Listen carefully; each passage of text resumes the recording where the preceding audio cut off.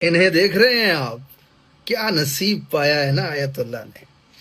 86 سال کی عمر میں میدان جنگ میں لڑتے ہوئے شہید ہو گئے۔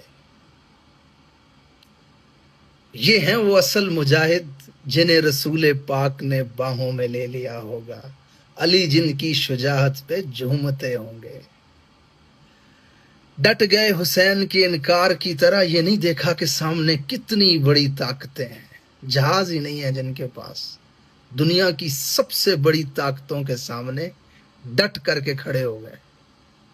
آج میری طرح بحیثیت پاکستانی آپ بھی سوچ رہے ہوں گے کہ ہم کہاں کھڑے ہیں۔ جس شخص میں قوت للکار تھی اسے زندان میں بند کر دیا، اور مسلط ہیں سروں پر یہ۔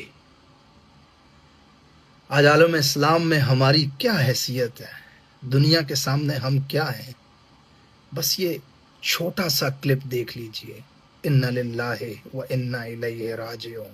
Today again I would like to nominate this great president for Nobel Peace Prize because I genuinely feel that he is the most genuine and most wonderful candidate for Peace Prize. Mr. President, I would like to salute you for your exemplary leadership, visionary leadership, and I think that you are the man this world needed most at this point in time.